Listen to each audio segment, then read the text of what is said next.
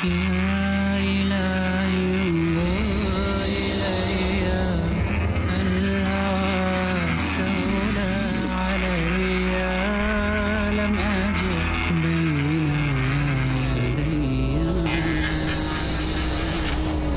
يرجى لقيا لك قد وجهت كلي وبسطت كفني مخلص القلب لعلي يمنح.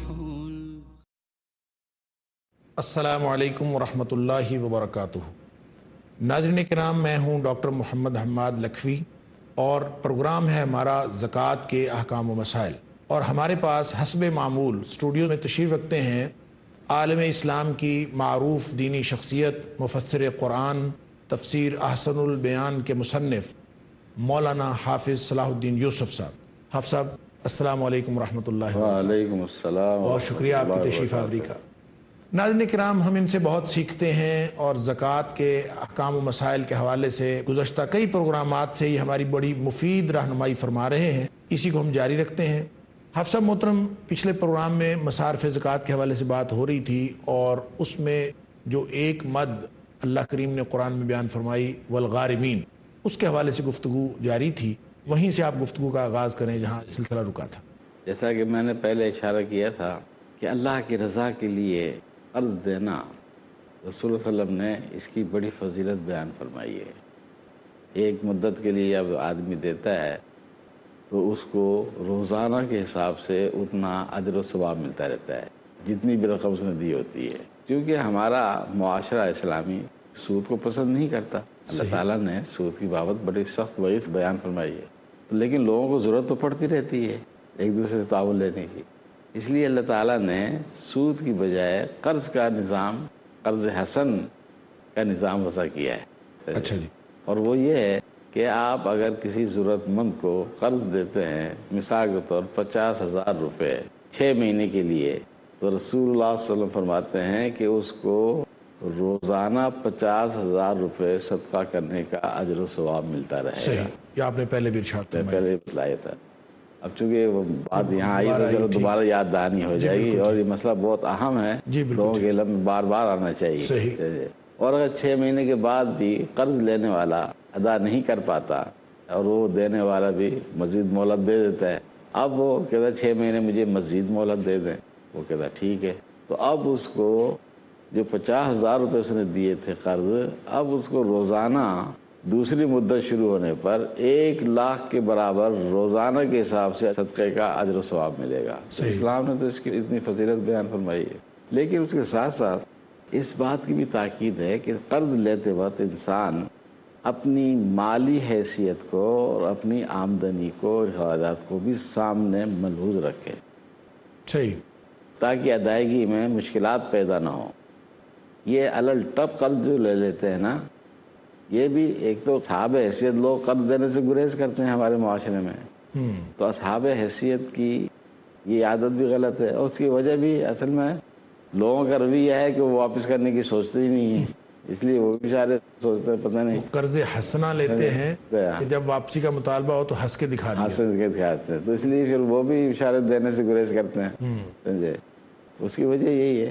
تو یہ قرض لے کر ادائیگی کا مشکل ہو جانا یہ اسی لیے ہوتا ہے کہ قرض لیتے وقت تو وہ صحیح پلاننگ کرتے ہی نہیں ہیں کہ اس کو میں نے ادا بھی کرنا ہے، بلکہ کئی لوگوں کی تو نیت ہی نہیں ہوتی. حالانکہ دوسری بات یہ ہے کہ قرض لیتے وقت ایک تو پلاننگ ہو کہ بھی میں نے اس کو کس طرح ادا کرنا ہے، اور میں اسی حساب سے قرض لوں تو کہ میں اس کو آسانی سے ادا بھی کر سکوں، اور جتنی مدت کا میں نے وعدہ کیا ہے اس مدت کے اندر میں اس کو ادا بھی کر دوں. دوسرے نمبر پر اس کی نیت میں فطور نہ ہو بلکہ خلوص ہو کہ ہاں میں نے یقیناً جس طرح اس نے میرے ساتھ احسان کیا ہے تو میں وعدے کے مطابق رقم واپس کر کے اس کے احسان کا بدلہ اچھے طریقے سے ہی دوں گا. صحیح. اس طرح کے رسول اللہ نے یہی فرمایا ہے کہ تم اچھے طریقے سے ادائیگی کرو. تو ہمارے معاشرے میں یہ علل ٹپ قرض لینے کا جو سلسلہ ہے نا، بھائی میں نے اپنی بچی کی شادی کرنی ہے، اب یوں ہی رقم لے لی لاکھوں کے حساب سے، اس کی آمدنی بالکل محدود ہوتی ہے، تو اول تو شادی ایسا مسئلہ ہی نہیں ہے کہ اس کے لیے قرض لینے کی ضرورت ہو. جتنی آپ کی طاقت ہے اس کے مطابق شادی کریں آپ سادگی سے. اس کے لیے لاکھوں روپے قرض لینے کی ضرورت کیا ہے, سمجھے. لیکن بہرحال لوگ لیتے ہیں, اور یہ بھی سلسلہ ہے کہ اپنے کاروبار کو وسعت دینے کے لیے خواہ قرض کا بوجھ اوپر لاد لیتے ہیں. اب کاروبار چلتا ہے نہیں چلتا ہے یہ تو اللہ کے علم میں ہوتا ہے, تو اس طرح بھی وہ مقروض رہتے ہیں. تو یہ اس قسم کی صورتیں جو مقروض ہونے والی ہیں, یہ تو واقعی میں ایسے لوگ ہیں کہ ان کے ساتھ تعاون نہیں کرنا چاہیے, ان کی حوصلہ شکنی ہونی چاہیے.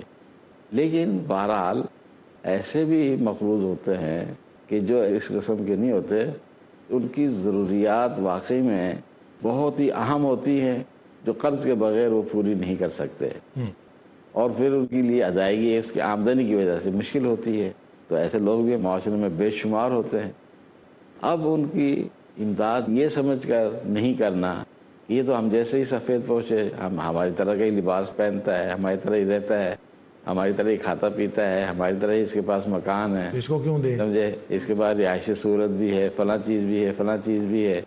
تو یہ ذہن جو ہے نا یہ غلط ہے, یہ اسلامی, سمجھے. حضرت عمر بن عبدالعزیز کا واقعہ ہے کہ اسی طریقے سے ان کے مال نے حضرت عمر بن عبدالعزیز کو لکھا کہ کئی لوگ ایسے مقروض ہیں کہ ان کے پاس گھر بھی ہے, سواری کے لیے گھوڑا بھی ہے, گھر میں خادم بھی رکھا ہوا ہے, تو ہم ان کے قرض کی ادائیگی کی صورت بنائیں.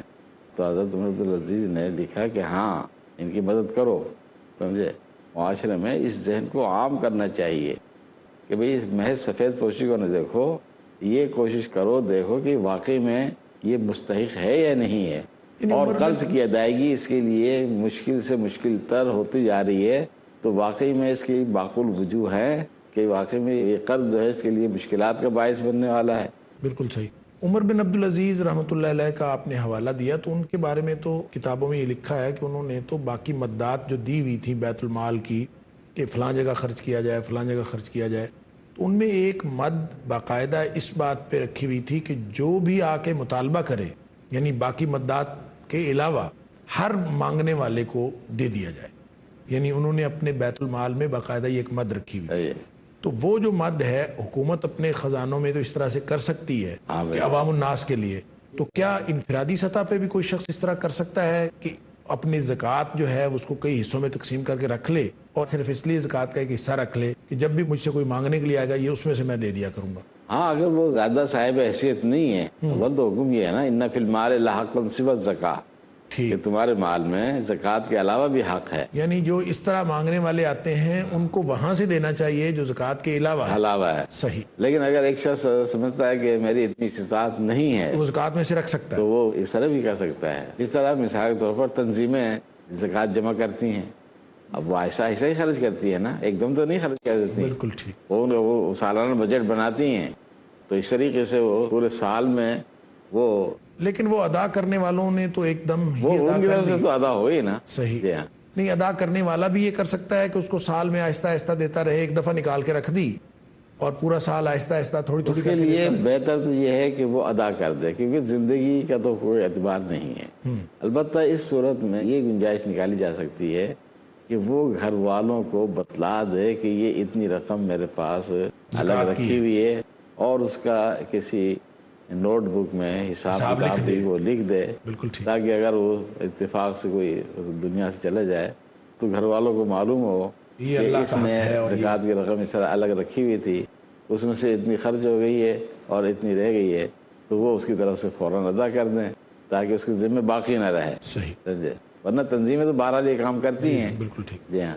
جب بات ہم کر رہے تھے مقروض کی, ہاں, تو مقروض اگر ایسا ہو کہ جو آپ کا رشتہ دار ہے, والد مقروض ہو گیا اور یا بیٹا مقروض ہو گیا, اور اب یہ مسکین نہیں ہے, حاجت مند نہیں ہے, مقروض ہے. جی ہاں. مقروض والد کو یا مقروض بیٹے کو اس کو زکوٰۃ دی جا سکتی ہے جو صاحب حیثیت ہے, ادروائز یعنی اس کی ادائیگی کی طاقت نہیں ہے. ادائیگی کی طاقت نہیں ہے, ویسے وہ کھاتا پیتا ہے, جیسے آپ نے فرمایا کہ اپنا گھوڑا بھی ہے, اپنی سواری بھی ہے, اپنا گھر بھی ہے, سب کچھ ہے, لیکن مقروض ہو گیا ہے اور واقعتاً معلوم ہے کہ وہ مقروض ہے, اور رشتہ اتنا قریبی ہے, اور وہ امید بھی رکھتا ہے کہ یہ میری مدد کر دے گا، میرے والد کے پاس پیسے ہیں وہ میری مدد کر دے، یا والد ہے وہ اپنے بچوں سے امید رکھتا ہے کہ میری مدد کر دیں، یا کوئی میاں بیوی ایک دوسرے اس صورت میں یقیناً بھائی کو بیٹا باپ کا قرض بھی زکوٰۃ کی رقم سے ادا کر سکتا ہے، صحیح، اور باپ بیٹے کی رقم زکوٰۃ سے ادا کر سکتا ہے اس صورت میں، اور بھائی کے کر سکتا بھائی تو کر سکتا ہے، اس میں تو کوئی مسئلہ ہی نہیں ہے، یعنی یہاں یہ بھی کر سکتا ہے۔ اصل مسئلہ تو یہ ہے سمجھے کہ باپ اولاد کے لیے یا اولاد باپ کے لیے، لیکن امام تیمیہ نے، اور جس کا پہلے میں نے علامہ یوسف قرضاوی کا ذکر کیا تھا، ان دونوں نے اس رائے کا اظہار کیا ہے کہ حالات بعض دفعہ ایسے ہو سکتے ہیں، اگرچہ باپ کفیل ہے اولاد کا، لیکن وہ اس وقت تک ہے نا جب تک وہ اس کے پاس ہیں شادی شدہ نہیں ہے، تو اس وقت تک تو وہ زکوٰۃ کی رقم اس پر خرچ نہیں کر سکتا اولاد پر، لیکن جوان ہونے کے بعد، شادی شدہ ہونے کے بعد وہ مقروض ہو سکتا ہے، پریشان حال ہو سکتا ہے، تنگ دستی میں مبتلا ہو سکتا ہے، سمجھے؟ اس صورت میں باپ بیٹے کی بھی زکوٰۃ سے مدد کر سکتا ہے۔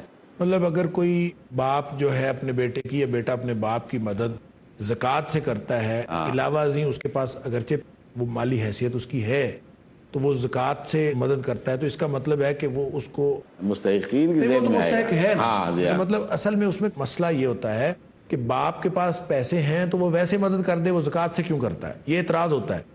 تو اس کا آپ کا خیال یہ ہے کہ یہ کوئی اعتراض نہیں ہے، وہ کر سکتا ہے زکوٰۃ کی مدد سے؟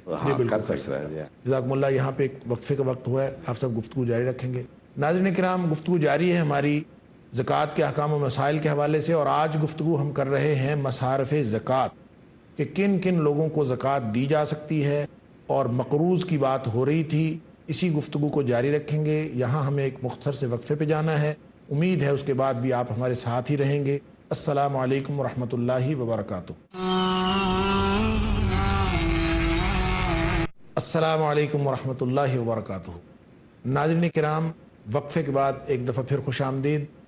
گفتگو کا سلسلہ جاری ہے زکوٰۃ کے احکام و مسائل کے حوالے سے، اور جیسا کہ آپ کو معلوم ہے ہم گفتگو کر رہے ہیں آج مصارف زکوٰۃ، یعنی کن کن لوگوں کو زکوٰۃ دی جا سکتی ہے، اس کی کیا تفصیلات ہیں، ان کی پہچان کا کیا طریقہ ہے، کون کون سی خصوصیات کا لحاظ رکھا جانا چاہیے، اور ہماری رہنمائی فرما رہے ہیں مولانا حافظ صلاح الدین یوسف صاحب، اور ہم گفتگو کا سلسلہ وہیں سے شروع کرتے ہیں جہاں وقفے سے پہلے رکا تھا۔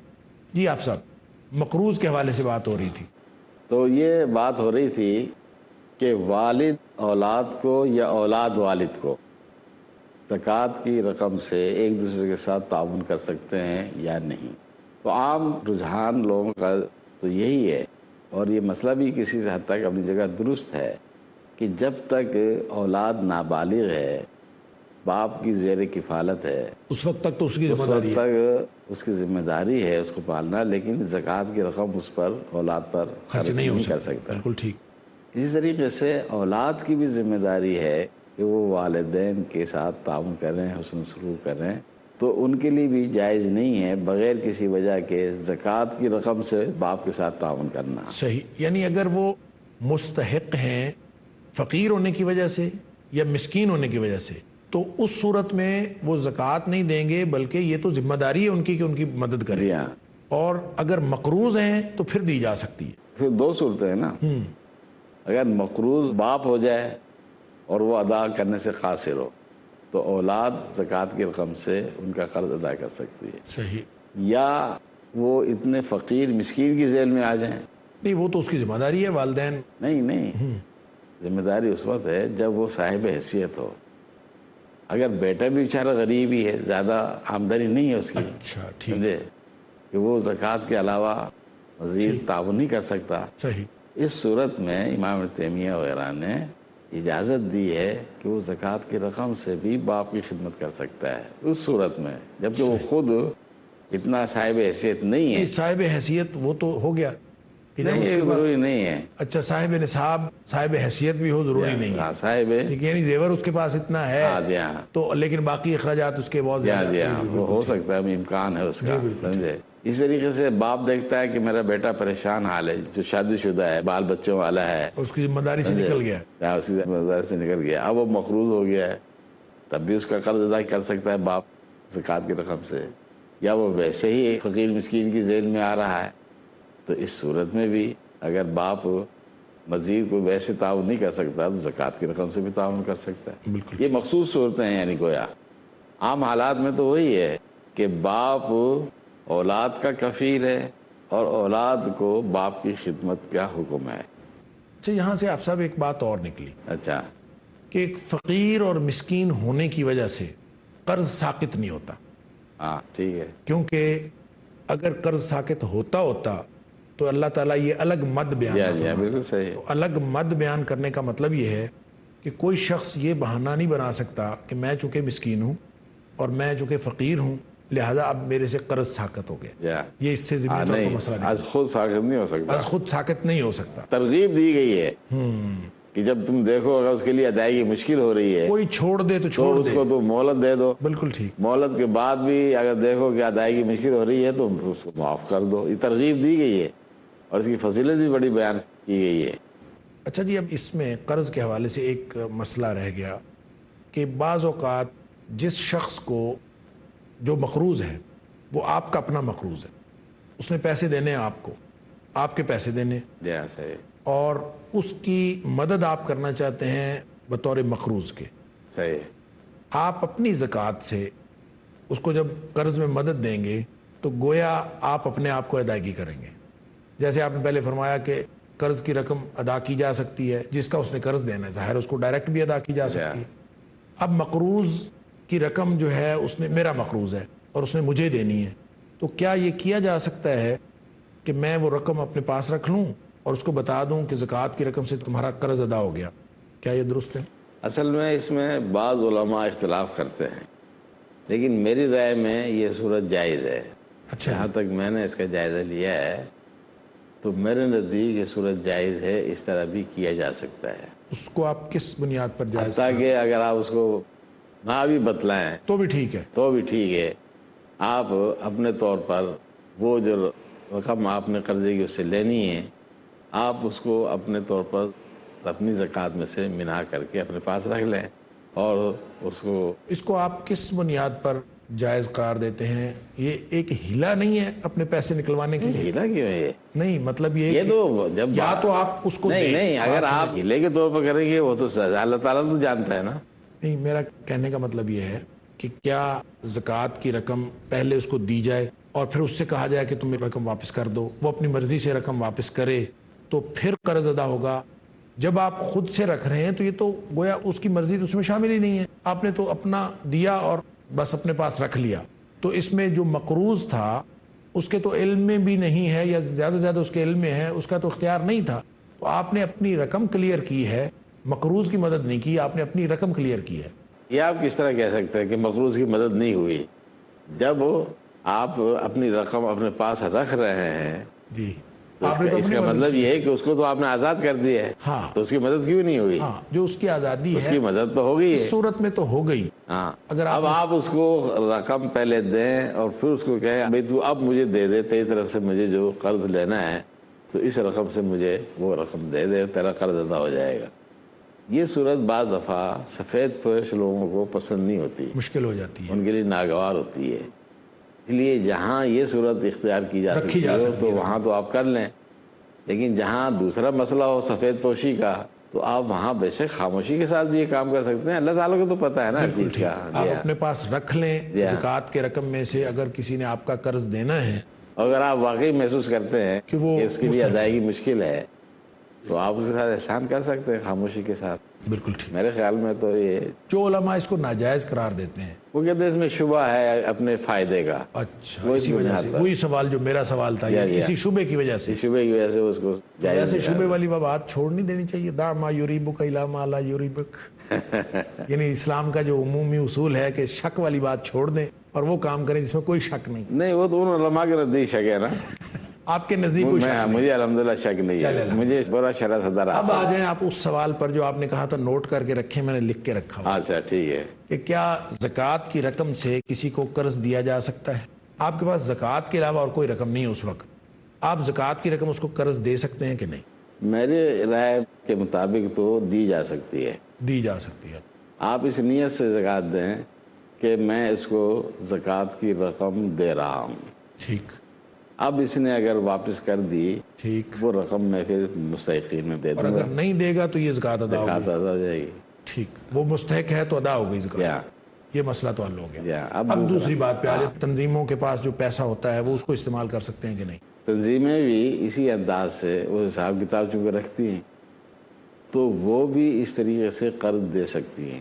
میری رائے میں ایک تنظیم کے پاس اگر کسی زکوٰۃ کا فنڈ موجود ہے اور ایک ضرورت مند آتا ہے تو آپ اس کو قرض کے طور پر اس میں سے وہ رقم دے سکتے ہیں.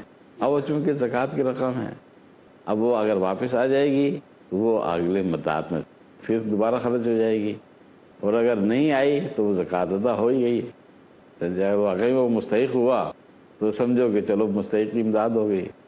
اب آ گیا تیسرا سوال کہ اپنے طور پر اپنی ذات کے لیے نہیں. یہی ہے اپنی ذات کے لیے جو ہے نا اس سے بھی پہلے ایک سوال ہے اچھا کہ وہ جو مستحق تھا اس کو تو دی سمجھ آ گئی اچھا لیکن مستحق نہیں ہے زکوٰۃ کا مستحق نہیں ہے. ہاں وہ ویسے اپنی کسی ضرورت کو پورا کرنے کے لیے وقتی ضرورت کو پورا کرنے کے لیے آپ کا رشتہ دار ہے آپ کا دوست ہے کوئی بھی جاننے والا ہے جو زکوٰۃ کا مستحق بالکل نہیں ہے اچھا وہ اپنی کوئی وقتی ضرورت پوری کرنے کے لیے قرض حسنہ مانگتا ہے آپ وہ دے سکتے ہیں کہ اس کو آپ اس صورت میں دے سکتے ہیں جب آپ کو یقین ہو کہ یہ جو وعدہ کر رہا ہے واپس کر دے گا واپس کر دے گا پھر دی جا پھر سکتی تو دے سکتے ہیں. ٹھیک. اگر مشکوک ہو معاملہ پھر نہیں دینی چاہیے. ادائیگی اگر مشکوک ہو پھر نہیں دینی چاہیے. پھر وہ امانت میں خیانت میں آ سکتی ہے چیز. لیکن اگر آپ کو یقین ہے کہ وہ واقعی اتنی مدت تک جو وہ وعدہ کر رہا ہے ادا کر دے گا تو میری رائے میں آپ دے سکتے ہیں. چلیں حافظ صاحب جزاکم اللہ خیر آپ نے بڑی مفید رہنمائی ہمیں فراہم کی لیکن ہمارے پروگرام کا وقت ایک دفعہ پھر ختم ہوا. مصارف زکوٰۃ ابھی تک مکمل نہیں ہو سکے.